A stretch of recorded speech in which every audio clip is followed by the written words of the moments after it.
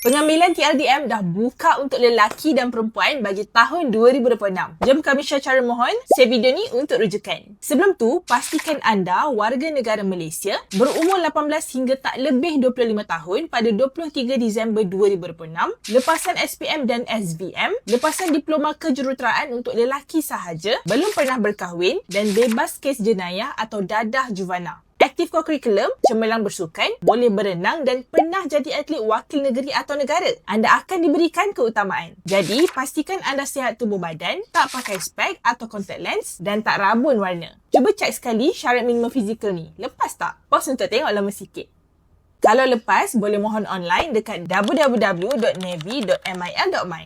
Tekan menu perkhidmatan, klik pengambilan prajurit muda TLDM siri 23226, baca maklumat penuh pengambilan dan scan QR ni untuk akses borang permohonan.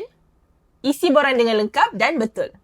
Cepat mohon sebab permohonan buka hingga 21 Jun 2026 je tau. Anda akan dapat result berjaya atau gagal melalui email pada bulan Julai 2026. Share info ni dekat kenalan yang nak join TLDM, okey? Di Central Explain, jangan lupa follow.